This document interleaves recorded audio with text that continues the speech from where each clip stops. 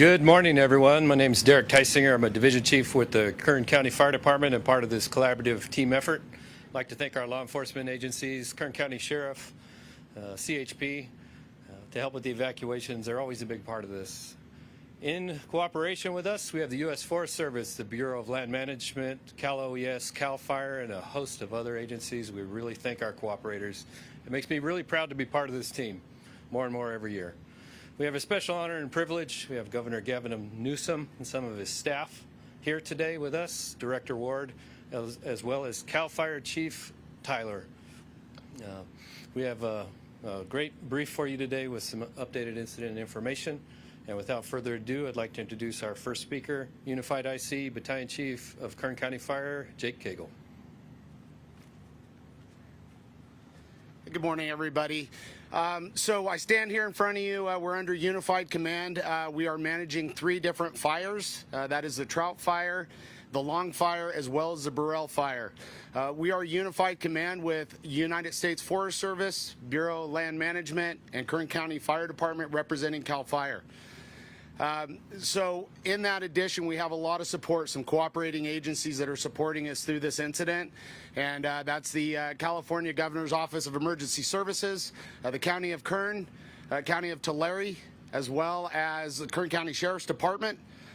And so, you know, the Borel started it on the 24th, and we saw multiple days of erratic and rapid fire spread. And that was all under red flag conditions: extreme temperatures, low relative humidity, strong gusty winds. So our firefighters were challenged out there. There was a very aggressive firefight. We went direct. That is the action that we like to take to mitigate the aggression that they did, that really mitigated further challenges and impacts to life safety, critical infrastructure, and property. So I really appreciate all the hard work that everybody's done on this incident. I'd like to thank the governor for your support, for being here, and your staff. As we are very busy in the state of California, it's still early fire season.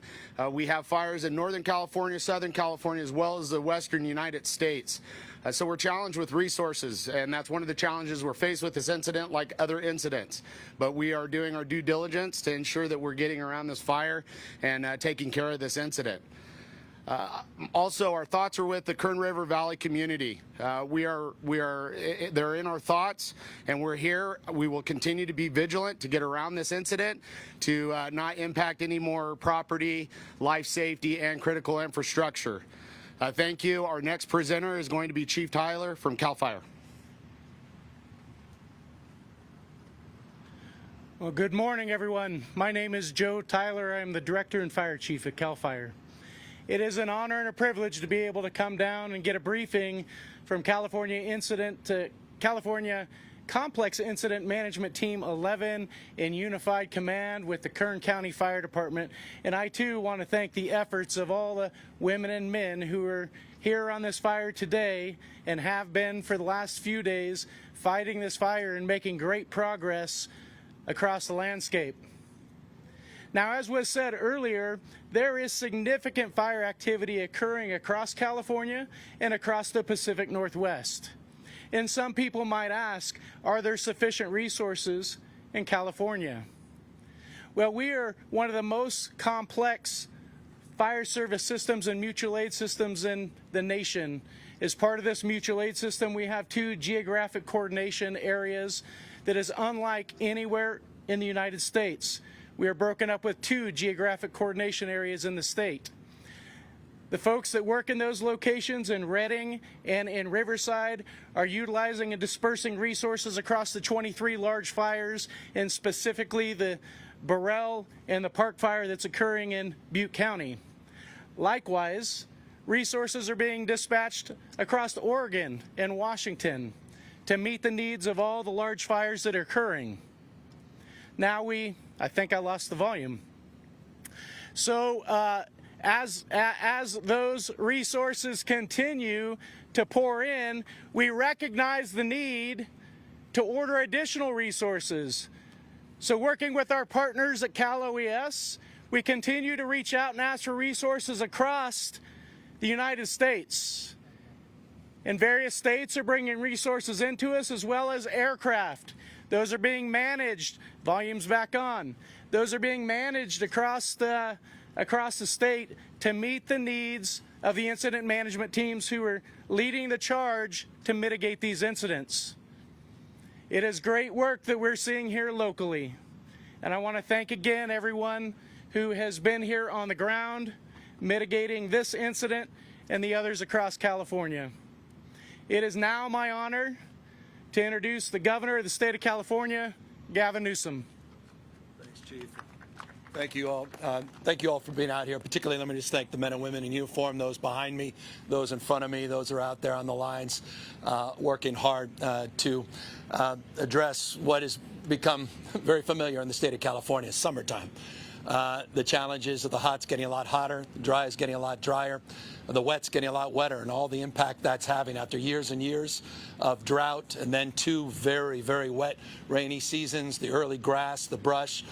This was anticipated. This was exactly as we had imagined early part of the summer to be. That said, we're seeing multiples of challenges. Just to put it in perspective, right now, we're reflecting on the fact this fire season's already begun with over 4,600 fires to date, burning over 750,000 acres. Put that in perspective.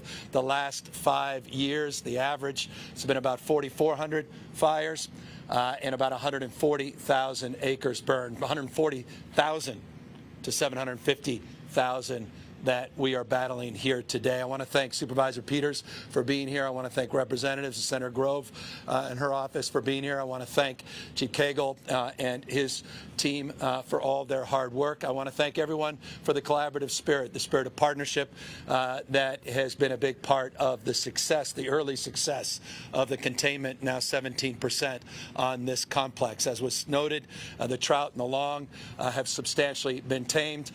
Borel component of this, we still have work to do, particularly on the east side.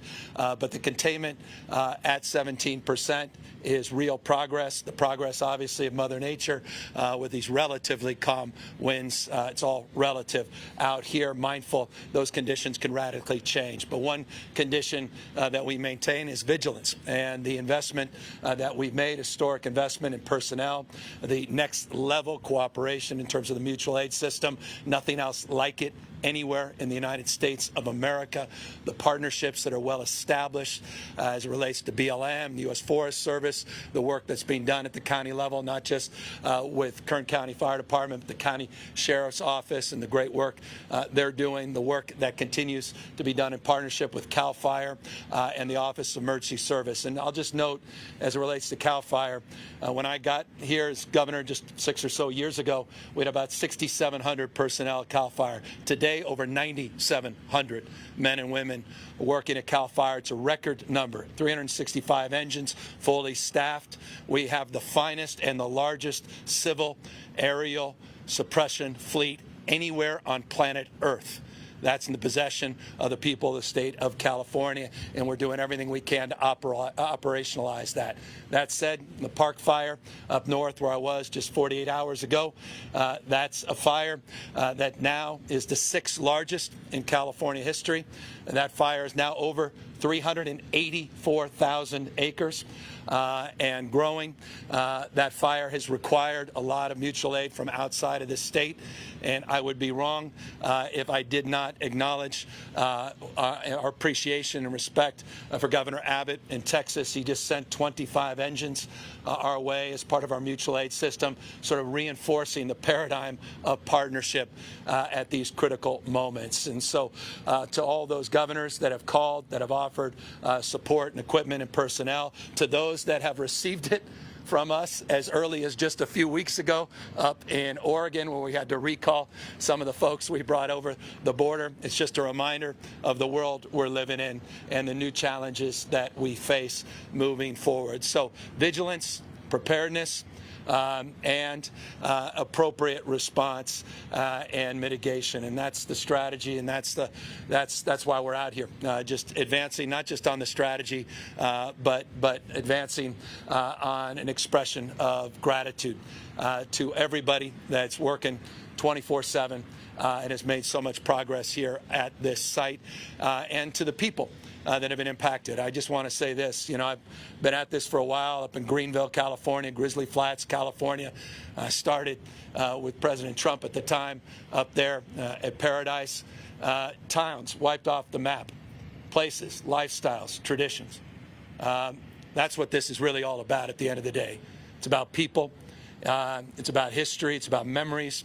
And so I know how personal it is for folks, and that's why I'll be driving up to an old gold mining community. I grew up in a town called Dutch Flat. Was literally born of the gold rush, not dissimilar to so many of the communities and towns around here. And so we'll see that devastation firsthand, which is just remarkable that we're seeing so many of these iconic places in California that are being quite literally devastated by these new realities. So again, respect and appreciation for everyone impacted. And in closing, in that spirit, we just signed a few moments ago an emergency proclamation that will make additional resources available. You've been seeing the hand crews out there from our Conservation Corps. You've seen the work, the incredible work that the National Guard does across this state, Swiss Army knife for all kinds of operations. This emergency proc will allow more National Guards men and women to help support your efforts, not just in the immediate, but in the aftermath, in mopping, as we say, things up and getting people back on their feet. As it relates to unemployment insurance, we'll be able to fast track some of that access, as well as waiving any fees associated with getting support, all of those component parts of the emergency proclamation. Final words. I had an opportunity to connect with the White House, President Biden, who has been immediate in his responses. He said in a voicemail I just got, he said the answer is yes, and I haven't even asked the question. And so I just want to also thank the White House for their support. That's unsurprising. That's the spirit, again, the partnership that defines this moment and so many moments as it relates to similar challenges that we've been faced. I'll close, final words. This is the beginning of the season. And I may have, frankly, overstated what we had anticipated late June and July. As I noted by the acres, 750,000 versus 140,000, which is the 5-year average. I won't say this is an exponential, but we're seeing significantly more intense activity. And so I pray that people are mindful of these evacuation orders. They take them seriously. You can replace a home. You can't replace a life. I mean, this is a sober and serious thing. Listen to the pros. Listen to the sheriff. Listen to local law enforcement. Your own instincts and your own experience, lived experience of how quickly these things move and how devastating these wildfires are. There's nothing more devastating than learning about someone who's out there with their hose thinking they can pull back when there's 70, 80 mile an hour winds and spotting everywhere, and breaks your heart. And so I encourage everyone to take advantage of being prepared this wildfire season. You can always go to our fire.ca.gov site to learn about operational and situational awareness, but also we have all kinds of resources at Cal OES in order to make you fire safe and fire ready, and to prepare you for the rest of a fire season that, with respect, may not even be a season any longer. Remember, Camp Fire was in November. It's not just August and September and October, but likely November, December, that we'll be fighting the ferocity of Mother Nature and these fires. So again, gratitude to everybody here assembled, appreciation and respect for all the work that you've done and the hard work that you have in front of you. And with that, we're all here to answer any questions. Hello, Governor. Thank you for coming in. The first question you touched on it a little bit as it goes to unemployment insurance and things of that nature. What do grants look like from your office to the folks that are affected by this directly? Yeah, we're trying to get to that point as it relates to the threshold that is required to get the federal grants, those individual assistance grants. As it relates to the specifics of the proclamation, it waives that 1 week period where you have to wait for unemployment insurance and fast tracks that. There's a series of other specific action items as it relates to procurement and contracting and overtime and personnel that I referenced. Our team can lay that out in detail as it relates to the proclamation. But we are assessing the damage. I'll be personally doing that, a 45-minute drive right after this to see the number of structures that have been damaged. There's a lot of different numbers out there as it relates to the number of buildings and structures. Once that determination is made, it will allow me to go back directly to the President and the White House to seek the federal support, which would avail that direct relief. Just a quick follow-up to that. I know that with, as we said, we're already in July. We're only in July, I should say. Only. And the season will continue to last longer. What do you think there will be enough availability if more fires continue to ravage through Kern County? We've seen around 1,000 so far. Well, we look. I was asking the chief a moment ago. Nothing distills a sense of well-being more than coming to a situation like this and seeing local fire departments and to see these trucks from all over the damn state, for that matter, around the country. And we've seen in the past around the world. You know, one few years ago that I was there, the Office of Emergency Service in Sacramento, and a team came from Israel, folks from Australia. Remember talking to Justin Trudeau up in Canada, they sent down personnel as well. So people quite literally from around the world. So your question's a sobering one based upon how stretched we've been. Traditionally, we wouldn't have been so stressed if it was California specific, but a lot of that mutual aid was being stretched to west-wide fires, which have become more and more the norm. And so that's why these partnerships are so important. But look, we didn't cut the budget. You know, I know there have been a lot of conversations about state budget. It was balanced, but not on your backs. $2.6 billion, still unprecedented, historic, next level, unprecedented, historic investments in LiDAR and AI technology and drone technology and Black Hawk helicopters that now have night vision, the C-130s that we said we're not going to wait for the Pentagon anymore. Grateful they provided satellite access and technology, but we weren't happy with how slow the C-130s were in terms of getting that CAL FIRE flag. So we took all 7 of them ourselves. The first one is being retrofitted in real time. All 7 will be operationalized in a number of months, a little over a year. We're working our tail off to get that done. So we're doing everything we possibly can. And as I noted, we haven't skimped on staffing, at least in terms of CAL FIRE's effort. 9,700 is a record number of personnel Chief Taylor has. And again, to Chief Taylor, just thank you as well. He's been all over the damn state in the last few days, and his state of mind is vigilance. And very mindful of the importance of getting more personnel from all over the country. And again, I'll end because I think it's important. You know, the reason I make a call to Greg Abbott to thank him is because I may need to make another one. First of all, it's out of respect and gratitude, grace, and humility, but it's also mindful that we may need more support. And to get, you know, I got a call from governors out there on the East Coast that were willing to send personnel, and that's a hell of a thing. So we are well resourced. It's just a timeliness issue that is the challenge. Hi, Governor. Thank you so much for your time. I want to talk about night operations a bit more. A couple days ago, we were told that crews would be stepping up efforts to fight the fire night and day. I just want to ask what the resources at nighttime look like and how that's contributed to containing the fire. We've got our situational experts here. Who wants to Whoever take is that? the best to answer the question.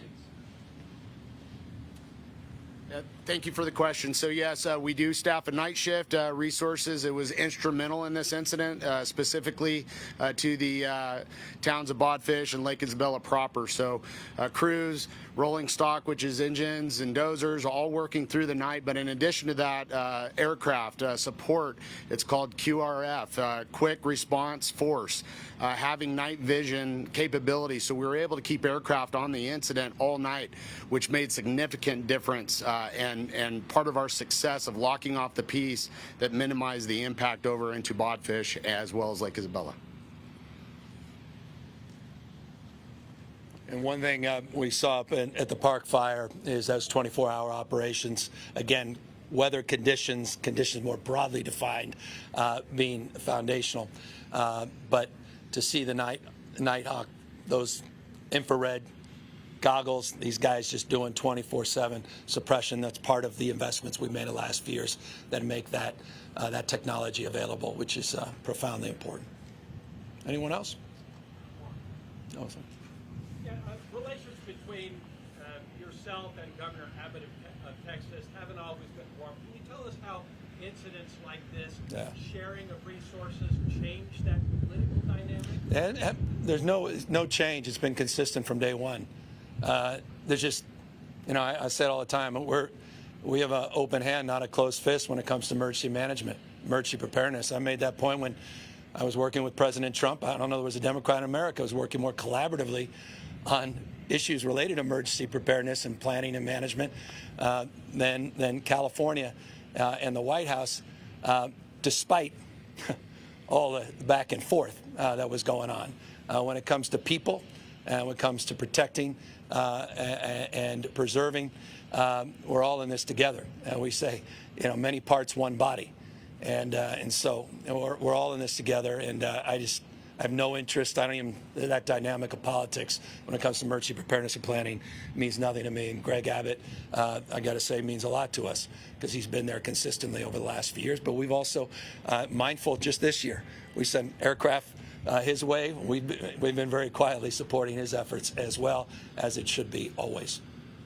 Could you elaborate just a bit on the proclamation you signed? Is there a dollar figure? And how's that process go? Yeah, it's look, this is separate from a FEMA application for a federal FMAC, or what we refer to these individual assistance. You have to reach a threshold in order to get there. So we're assessing that in real time. So I separate an emergency proc, which allows for all these state resources. It's not money, it's state-backed support that will expedite and waive fees and processes, delays, and provide more personnel, which is all resourced back, but it's more about resourcefulness and flexibility, time to delivery. But again, that deeper assessment is being made. We go through a very detailed process. It can be stubborn. It's very frustrating. People don't understand. While their community may be devastated, it doesn't hit a dollar threshold that's established as a federal line. We're constantly working the margins with FEMA to convince them it's not just about a dollar figure. It's about the impact, the totality impact has on a community that's been wiped off the map. And so we'll be making those points. But I need to also make those points having visually seen that site, and we'll be going up there assessing in just a few moments. Anybody else? Well, thank you again, everybody. Just hats off, and, when you see a guy or gal in uniform, give them a damn hug. Thank you guys very much.